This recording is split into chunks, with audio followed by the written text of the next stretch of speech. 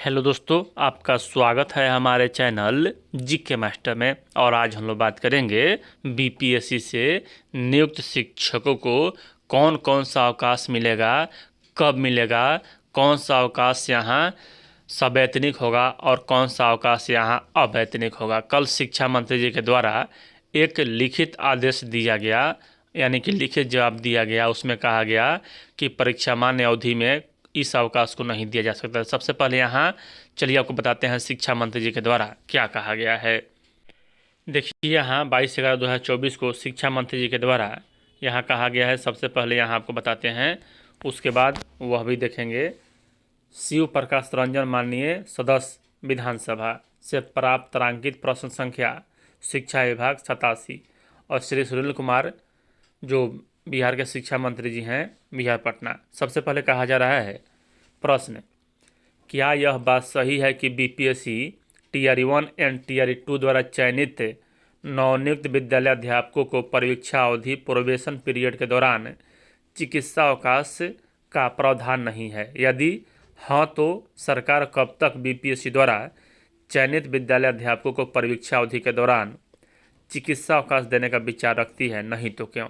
तो यहाँ शिक्षा मंत्री जी के द्वारा कहा जा रहा है, बिहार राज्य विद्यालय अध्यापक नियुक्ति स्थानांतरण अनुशासनिक कार्रवाई एवं सेवा शर्त नियमावली 2023 समय समय पर यथा संशोधित के तहत नियुक्त विद्यालय अध्यापकों की यहाँ परीक्षा अवधि में बिहार सेवा संहिता के नियमों के तहत ही अवकाश दे है। इसी का जिक्र हम सबसे पहले वीडियो में कर रहे थे कि यहाँ बिहार सिविल सेवा संहिता क्या है। चलिए आपको वहाँ से शुरू करते हैं। इस वीडियो को देखने के बाद आपको किसी प्रकार कोई भ्रम नहीं रहेगा। देख लीजिए यहाँ बिहार सेवा संहिता अवकाश नियम, सभी अवकाश इसमें दिया हुआ है। सबसे पहले यहाँ नियम 152 देखिए क्या कहता है कि छुट्टी का अधिकार पूर्वक दावा नहीं किया जा सकता है। यह पूरी तरह से सक्षम प्राधिकार के विवेक पर निर्भर करता है। अगर ज़रूरत पड़ा तो आपको छुट्टी दिया जा सकता है, नहीं पड़ा तो यहाँ अगर कोई मतलब कि दिक्कत रहा शिक्षा विभाग में तो छुट्टी आपको नहीं दिया जा सकता है।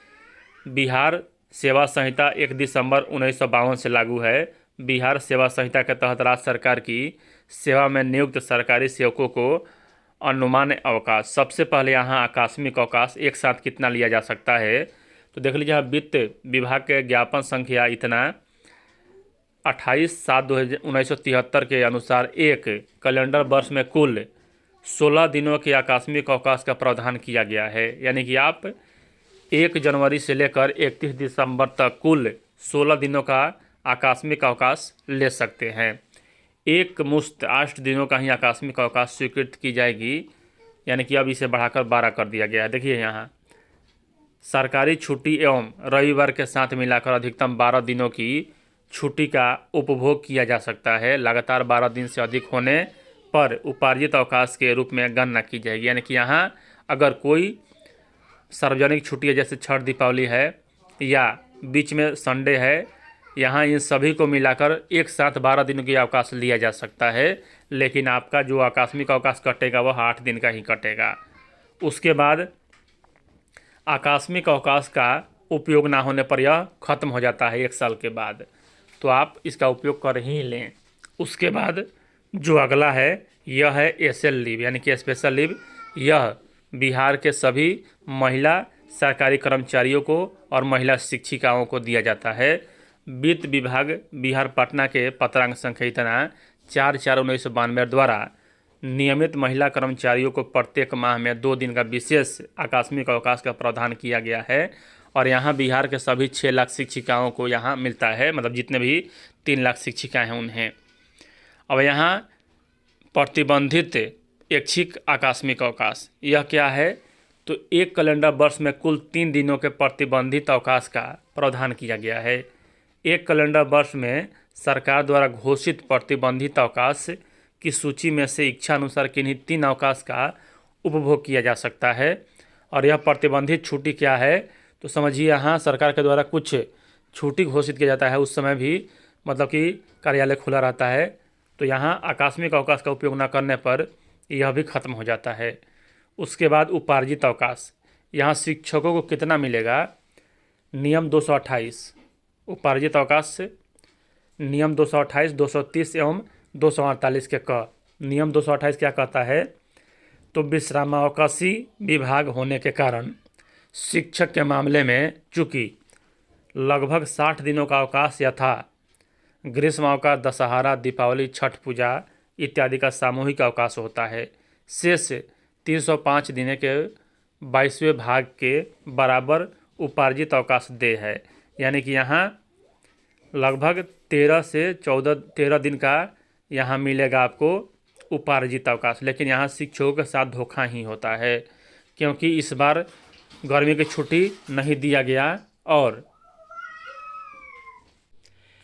यानी कि यहाँ आपका जो यह अवकाश है वह 13 दिन मिलेगा शिक्षकों को, चाहे वह नियोजित हो चाहे बीपीएससी से चयनित हो। और यहाँ इसका नियम है कि आप मतलब यहाँ 60 दिनों का अलग से छुट्टी दिया जाता है, ग्रीष्म अवकाश दिया जाता है शिक्षकों को, दशहरा, दीपावली या छठ पूजा दिया जाता है, इसलिए इन्हें मतलब 13 ही आकस्मिक अवकाश मिल रहा है। और सभी शिक्षकों का मांग है कि इस बार गर्मी की छुट्टी नहीं दिया गया है, तो हमें गर्मी की छुट्टी नहीं चाहिए, हमें 33 आकस्मिक अवकाश दिया जाए जैसे अन्य विभागों में दिया जाता है। नियत यहाँ 200 नियम और नियम 220 क्या कहता है, 230 तो अर्जित अवकाश अंशतः या समुचित दी जा सकती है। और यहाँ नियम 248 का क्या कहता है, छुट्टी शुरू होने के पूर्व के पूर्ववर्ती 10 महीनों में औसत मासिक वेतन के बराबर यहाँ वेतन देय होगा। यानी कि यहाँ इसका आपको वेतन मिलेगा। अभी आगे और बताने वाले हैं कि कौन सा वेतन आपको कब मिलने वाला है। यहाँ आधे वेतन पर की छुट्टी निजी काम के लिए या स्वास्थ्य प्रमाण पत्र पर सरकारी सेवक को प्रति 20 दिन का आधे वेतनमान पर की छुट्टी दिए जाने का प्रावधान है।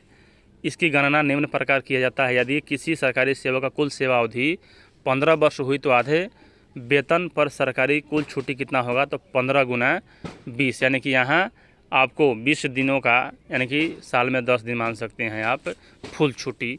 आधे वेतन पर की छुट्टी तब तक न दी जाएगी जब तक इस सक्षम प्राधिकार को यह विश्वास न हो जाए कि वह छुट्टी के बाद सरकारी सेवक अपने कर्तव्य पर लौट आएगा। मृत्यु की स्थिति में यह नियम शिथिल किया जाएगा। आगे कहा जाएगा कि रूपांतरित अवकाश, यह अवकाश का भी नियम है कि सरकारी सेवक अपनी पसंद से आधे वेतन पर की बाकी छुट्टी को पूरे वेतन पर की छुट्टी में रूपांतरित करवा सकता है। यह केवल स्वास्थ्य प्रमाण पत्र पर ही मिलेगी, परंतु पूरे सेवा काल में 180 दिनों से अधिक नहीं होगी। रूपांतरित छुट्टी के साथ उपार्जित अवकाश दी जा सकेगी और रूपांतरित अवकाश तब तक न दी जाएगी जब तक सक्षम प्राधिकार का यहाँ विश्वास न हो जाए कि मृत्यु या शिथिल किया जाएगा। उसके बाद प्रसव अवकाश यानी कि मातृत्व अवकाश यानी कि मैटरनिटी लीव, यहाँ नियम 220 कम से कम 2 जीवित संतान वाली महिला सरकारी सेवक को कुल 180 दिन की प्रसव छुट्टी अनुमान है और यह सवैतनिक होता है। ऐसी छुट्टी से संबद्ध सरकारी सेवक का छुट्टी वेतन वही होगा जो वह छुट्टी पर जाने के समय, यानी कि आप जिस दिन छुट्टी पर जा रहे हैं उस दिन आपका वेतन कितना था उस महीने, उसी के अनुसार यहाँ आपका 6 महीने का वेतन दिया जाएगा।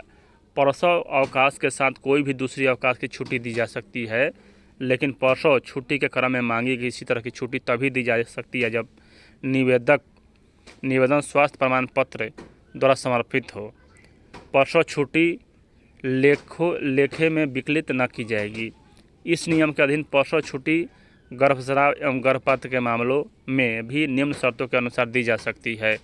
सबसे पहले क्या है कि छुट्टी की अवधि 6 सप्ताह से अधिक ना हो और छुट्टी आवेदन निबंधित चिकित्सा के प्रमाण पत्र पर समर्पित हो, किंतु संदेहास्पद मामले में असैनिक शल्य चिकित्सक या किसी चिकित्सा पदाधिकारी का प्रमाण पत्र मांगा जा सकता है।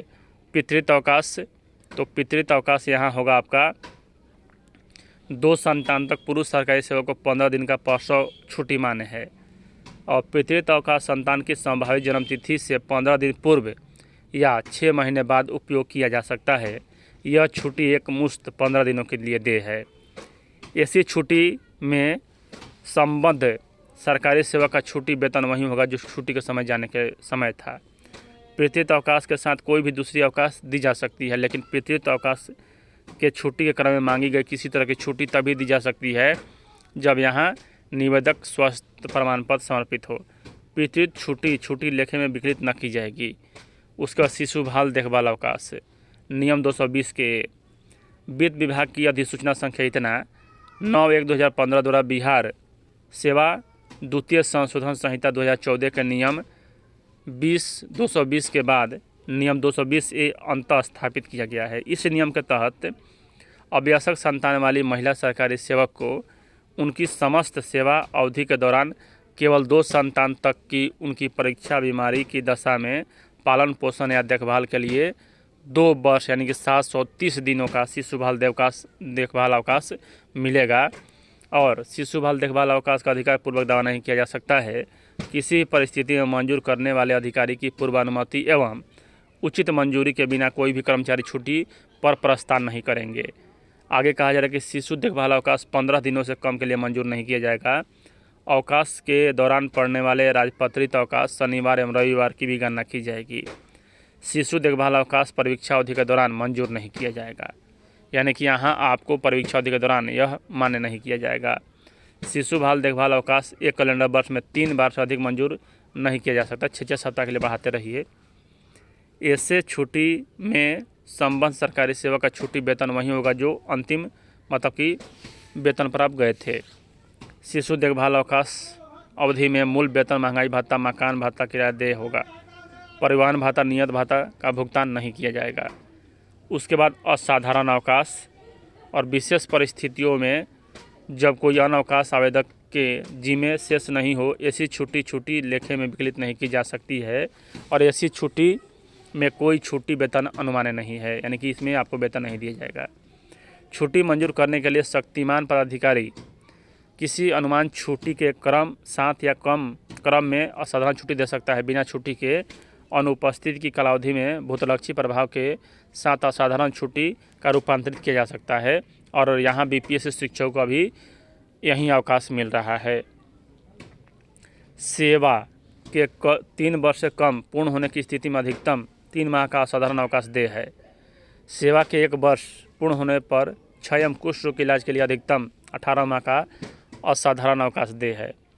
अवकाश से वापस आने पर कम से कम 3 वर्ष की सेवा पूर्ण करने का बॉन्ड भर कर देना होगा, अन्यथा की स्थिति में प्राप्त वेतन का 10 गुना ब्याज सहित यहाँ सरकार को भुगतान करना होगा। असाधारण